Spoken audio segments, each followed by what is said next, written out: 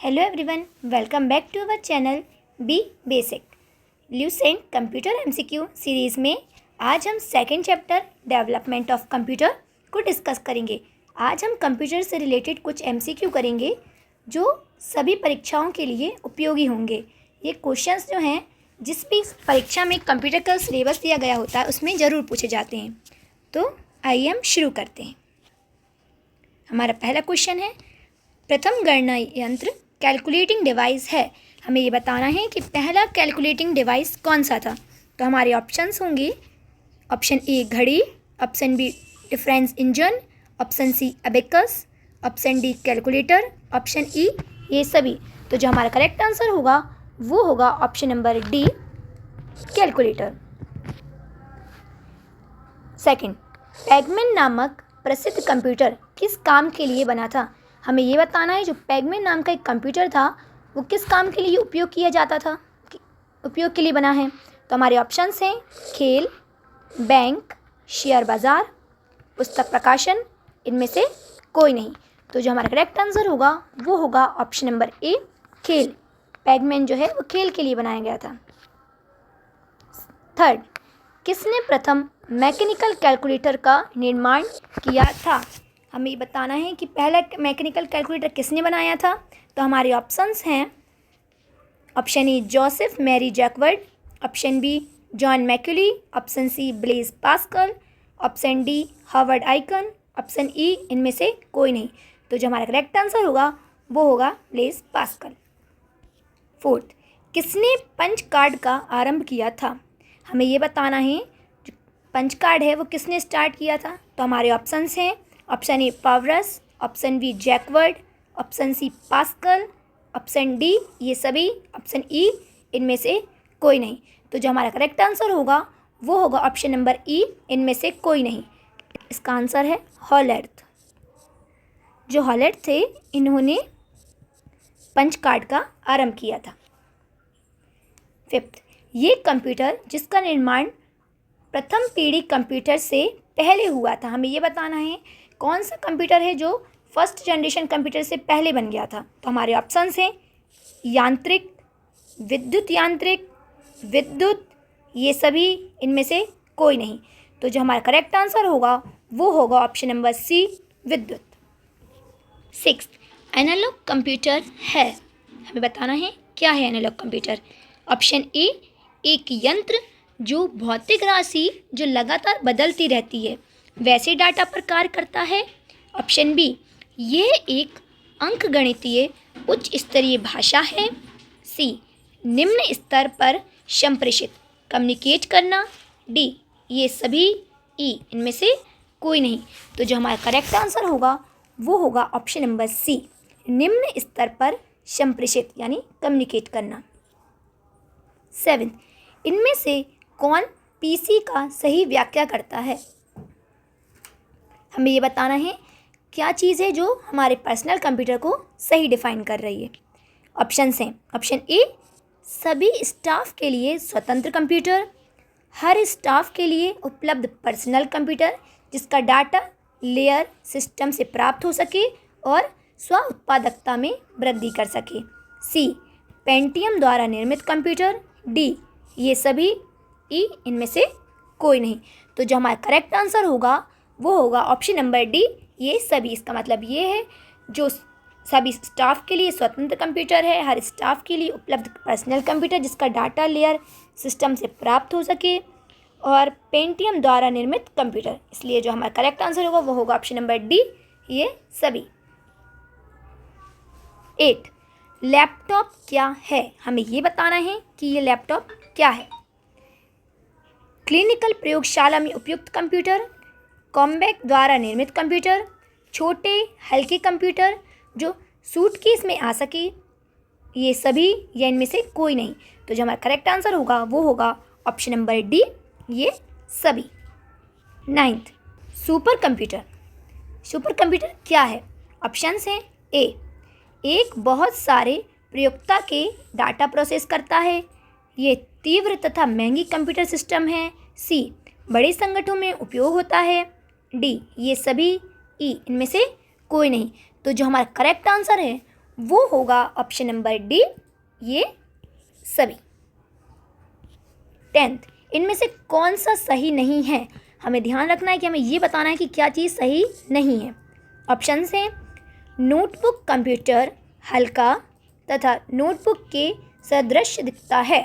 B, palmtop computer हल्का तथा जेब पॉकेट में आ सकता है। ऑप्शन सी, पॉम टॉप कंप्यूटर को पायो कंप्यूटर भी कहते हैं। Option number D, portable computer को डेस्कटॉप पीसी या दूसरे कंप्यूटर से जोड़ा जा सकता है। ई, इनमें से कोई नहीं। तो जो हमारा करेक्ट आंसर होगा वो होगा option number B, palmtop computer हल्का तथा जेब पॉकेट में आ सकता है। ये बात सही नहीं है।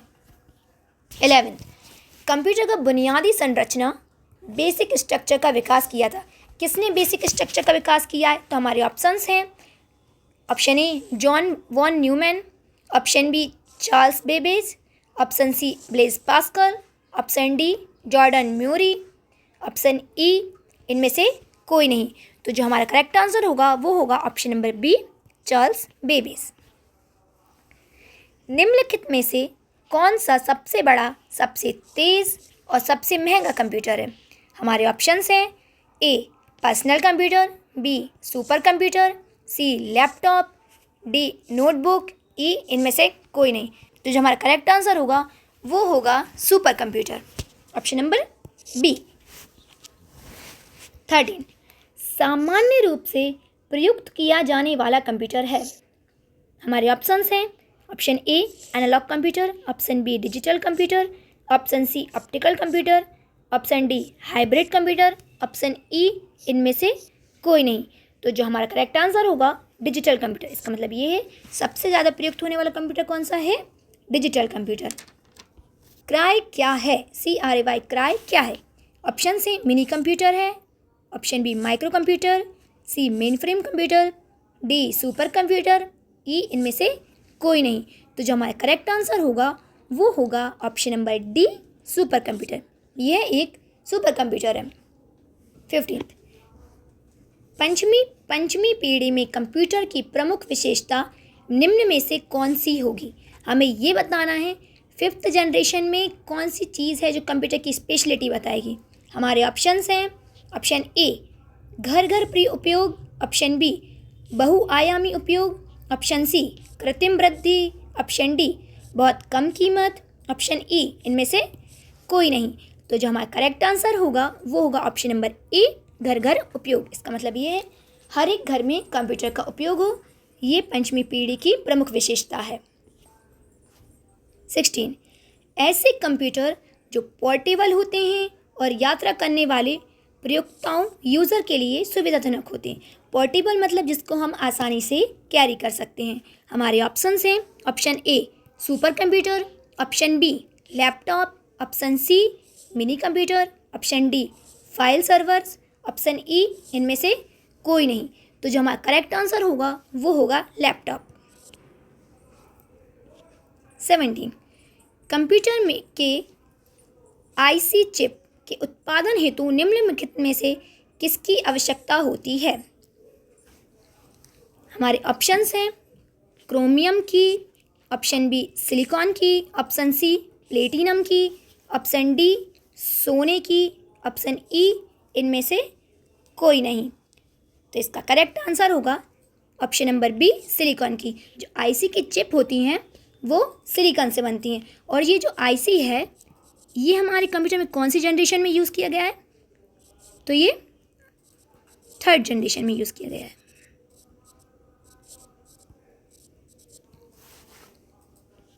18, मल्टी प्रोग्रामिंग का प्रयोग किस पीढ़ी के कंप्यूटर से शुरू हुआ था? हमें ये बताना है मल्टी प्रोग्रामिंग जो थी वो कौन सी पीढ़ी से कंप्यूटर में शुरू हो गया था।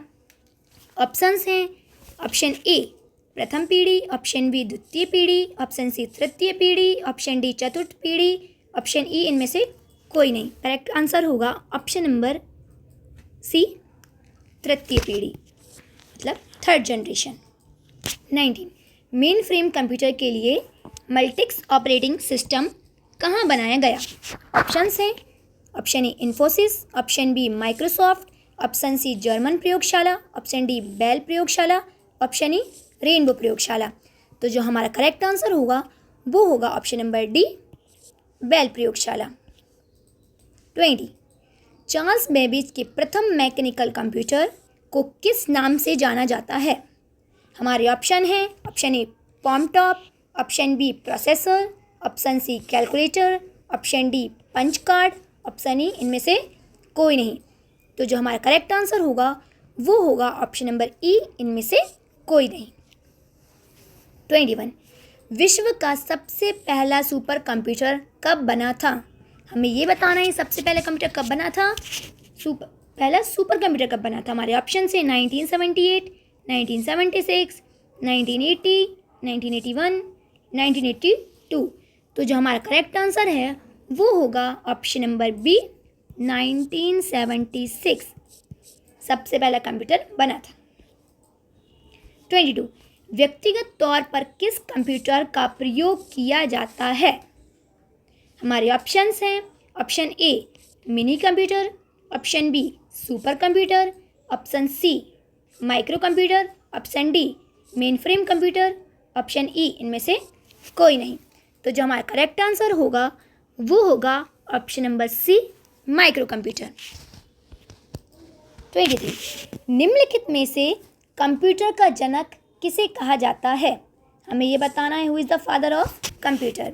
हमारे ऑप्शंस हैं Marconi, B Edison, C Charles Babbage, D Herman Hollerith, E madam Curie.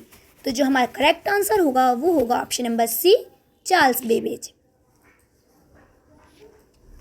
24 Bharat में निर्मित प्रथम कंप्यूटर का क्या नाम है? हमें ये बताना है जो हमारे भारत में बना था पहला कंप्यूटर, उसका नाम क्या था, क्या है मतलब। ऑप्शंस हैं Aryabhatta, option B Siddhartha, option C Buddha, option D Ashoka, option E Ram. तो जो करेक्ट आंसर होगा वो होगा ऑप्शन बी, सिद्धार्थ। 25 सबसे तेज़ कंप्यूटर होता है, हमें बताना है सबसे तेज़ कंप्यूटर कौन सा होता है। ऑप्शंस हैं mini computer, option B super computer, option C micro computer, option D mainframe computer, option E इनमें से कोई नहीं। तो जो हमारा करेक्ट आंसर होगा वो होगा option number B, super computer. 26 Bharat में निर्मित परम कंप्यूटर किस प्रकार का कंप्यूटर है? हमें बताना है जो परम नाम का कंप्यूटर है वो किस टाइप का है। हमारे ऑप्शन हैं mini computer, option B micro computer, option C super computer, option D mainframe computer, option E इनमें से कोई नहीं। तो जो हमारा करेक्ट आंसर होगा वो होगा option number C, super computer. Param एक सुपर कंप्यूटर है। 27 पूर्व में फोर्ट्रॉन के साथ कार्य करने वाला कंप्यूटर किस युग के कंप्यूटर थे? पहले, दूसरे, तीसरे, चौथे या इनमें से कोई नहीं। तो जो हमारा करेक्ट आंसर होगा वो होगा ऑप्शन नंबर बी, दूसरे। 28 माइक्रो प्रोसेसर किस पीढ़ी का कंप्यूटर है? हमें ये बताना है माइक्रो प्रोसेसर कौन सी जनरेशन का कंप्यूटर है। तो हमारे ऑप्शंस हैं प्रथम, द्वितीय, तीसरे, चतुर्थ या पंचम। तो जो हमारा करेक्ट आंसर होगा वो होगा ऑप्शन नंबर डी, चतुर्थ, फोर्थ जनरेशन का कंप्यूटर है। 29 टेली प्रोसेसिंग तथा टाइम शेयरिंग का प्रयोग किस पीढ़ी के कंप्यूटर में हुआ? तो हमें बताना है टेली प्रोसेसिंग और टाइम शेयरिंग कौन सी जनरेशन में यूज़ किया गया। तो हमारे ऑप्शंस हैं प्रथम, द्वितीय, तृतीय, चतुर्थ या इनमें से कोई नहीं। तो जो हमारा करेक्ट आंसर है वो होगा तृतीय, थर्ड जनरेशन में टेली प्रोसेसिंग और टाइम शेयरिंग का प्रयोग हुआ। 30 गणना संयंत्र एबेकस का आविष्कार किस देश में हुआ? हमें ये बताना है जो हमने सुना हुआ है एबेकस होता है ये कौन से देश ने आविष्कार किया था इसका। तो हमारे ऑप्शंस होंगे option A Bharat, option B चीन, option C America, option D यूनान, ऑप्शन ई मलेशिया। तो जो हमारा करेक्ट आंसर होगा ऑप्शन नंबर बी, चीन। चाइना ने एबेकस का आविष्कार किया। 31 प्रथम पीढ़ी के कंप्यूटर में डैश दोष था। हमें ये बताना है जो फर्स्ट जनरेशन थी उसके कंप्यूटर में क्या दोष था। हमारे ऑप्शंस हैं, ऑप्शन ए छोटा आकार, ऑप्शन बी बड़ा आकार, ऑप्शन सी ऊष्मा की उत्पत्ति नहीं होना, ऑप्शन डी 2 तथा 3 दोनों, ऑप्शन ई इनमें से कोई नहीं। तो जो हमारा करेक्ट आंसर होगा वो होगा ऑप्शन नंबर बी बड़ा आकार। इसके बड़ा आकार के कारण इसमें दोष था। 32 तृतीय पीढ़ी के कंप्यूटर में मुख्य घटक हैं। हमारे ऑप्शंस हैं, option A electron tube, option B transistor, option C integrated circuit, option D LSI, option E इनमें से कोई नहीं। तो जो हमारा करेक्ट आंसर होगा वो होगा option number C integrated circuit. आज के लिए हमने 32 क्वेश्चंस कंप्लीट करें। आगे के क्वेश्चन हम नेक्स्ट क्लास में करेंगे। आपको हमारी वीडियो पसंद आई हो तो हमारी वीडियो को लाइक करें, शेयर करें, सब्सक्राइब करें। Thank you.